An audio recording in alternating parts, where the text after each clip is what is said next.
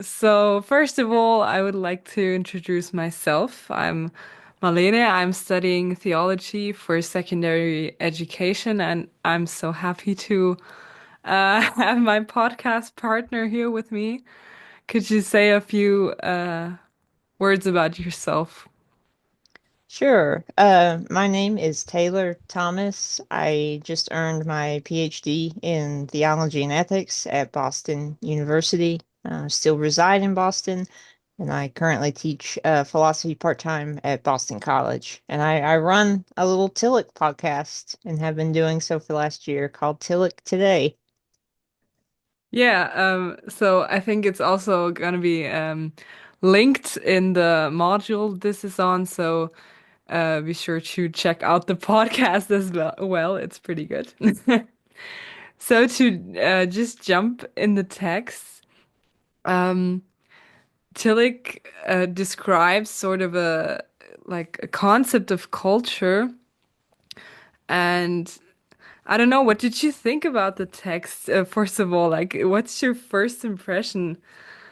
I mean, this is Tillich's writing at its most interesting to me. I think I told you previously that I prefer some of his German texts because he's much more open about his critiques of, industrial society and the effects of capitalism and so on and so forth. And when he comes to America, it's like a part of him gets kind of ripped out by the American project or something. So that's my first response to that is like this is core Tillich, I think, on display. Yeah, it's remarkably insightful. I mean, I feel like I'm just reading something about the present day, not something that was written a pretty good while ago, so Yeah. resonates across decades. Yeah, but I do feel like that it's that the duality that he describes with culture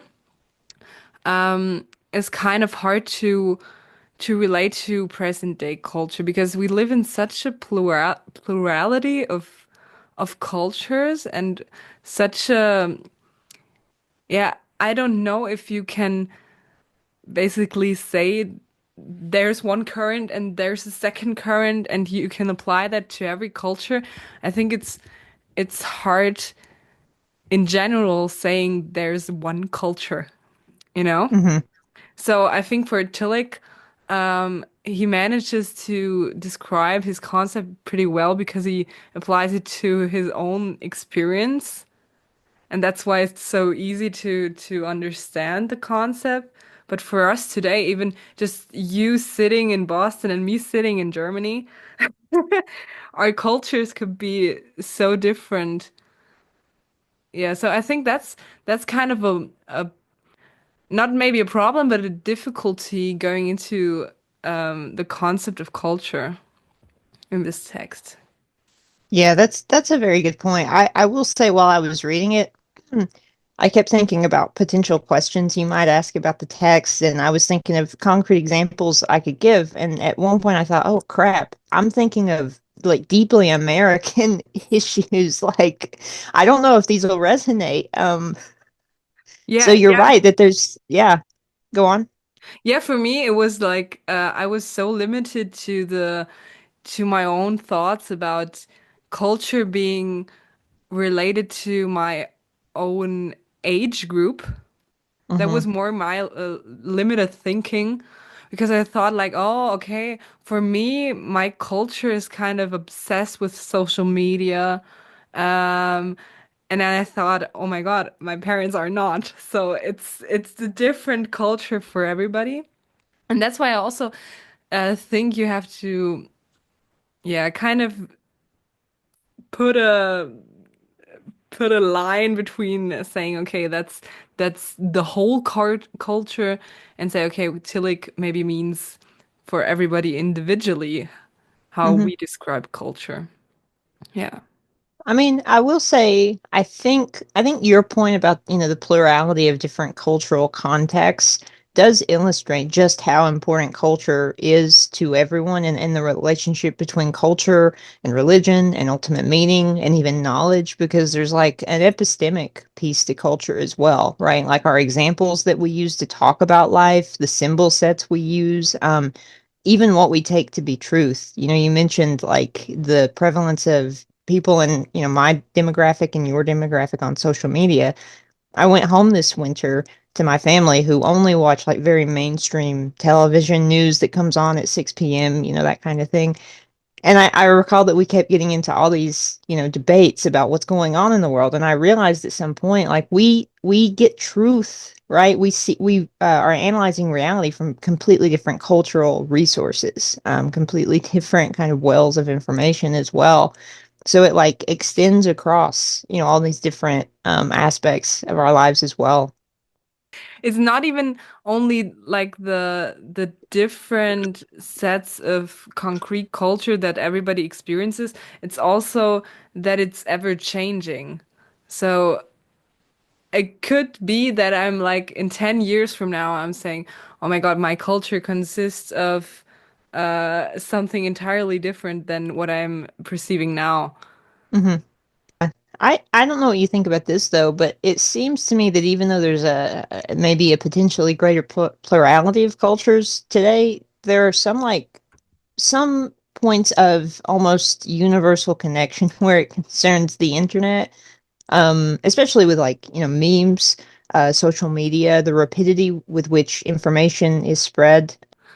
And not even that, I think it's pretty predictable in our current time to say what's the like main current that Tillich describes, Hmm. because we can all like see that pop cultural aspects they come and go, and everyone knows, okay, there will be a next hit or a next meme or a next trend, and it continues like a cycle. But I think what's more unpredictable is the protest that Tillich also mentions. So because my thesis that I also did in studying and that I formulated a while ago, saying that my own culture consists of social media and like self-optimization Hmm. and the need to share that online all the time. That is kind of the my culture, but I what found more interesting was the protest, because you couldn't really find a protest, but then I looked closer and I thought maybe, yeah, it's the need for privacy that we can't see, and that's why it's not a protest that is so obvious. I'm not really um sure I can define it even. Yeah, I think that's a really good point. I will say I agree that the protest is often hard to capture. Though I think I'm a bit more optimistic about being able to define those trends. Maybe mostly just because I see capitalism as such a pervading piece of almost every culture globally because it's hegemonic at this point, right? And that's kind of, I mean, Tillich, he doesn't talk about it as much in this essay as he does in like texts like The Yeah. Socialist Decision, but he still mentions it, you know, industrialized society is a part of, you know, that economic model. And I mean, I just think about like the downward consequences of that economic system, how it shapes people, what it does to people. So in that way, I mean, it's still a bit abstract. Like it's not getting concretely into specific, you know, art pieces or beliefs or ideas. But in terms of like the economics and the politics of it, I think there's still a pretty like universal strain we can tap into, and I feel like that has something to do with capitalism. An example of that from art, though, is have you seen the movie Parasite? It's a South Ah, Korean yeah. film, Yeah. and the director was kind of floored by the response he got to the film. And in an interview, he said, "Oh, I thought I was making a movie about South Korean culture, and actually, I was just making a movie about capitalism." And Yeah. everyone responded to it. Yeah, totally. Yeah, and you can see in that movie also that it's just it was just an overall overview of society kind of. Even though it was very concrete, but you could have a lot of identification out of that movie and out of the social class that is portrayed there. So I think in every piece of like even like Tillich says in every piece of culture, I mean movies are also an creation of culture. You can portray something that has meaning for everybody. I suppose though I mean there is a problem in contemporary society and like you said trying to identify the specific protests because I think it's and maybe Tillich might agree with this that it's easier to identify the source of the protest than it is to actually identify like what the protest is or whether there's a singular theme among the various protests. I mean, right now I'm thinking about this tension between like very far right movements and very far left movements. And well, they're all kind of responding to some real vicissitudes in the world, some real inequalities. And yet their idea of what the world should be like is radically opposing. Yeah. Yeah, and I sometimes also think this current and counter current it's um kind of overcomplicated because for me it's just action and reaction Hmm. because it doesn't happen simultaneously, but it happens after each other. So it's kind of clear that the protest is a form of responding to a problem or responding to a part of culture that not everybody agrees with.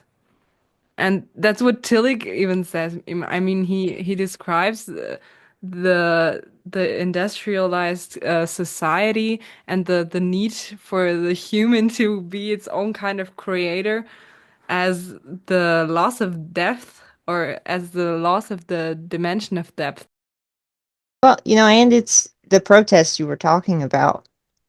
It's pretty much organic. I mean, so you were talking about Barbie. Like, I don't know if you remember Barbenheimer and how Yeah, everyone was going to see the double feature. And yeah, it was just this organic thing that happened out of nowhere with these two movies that were never intended to be paired together. So yeah. people would do the double feature in one day and dress up, and it was a whole cultural moment.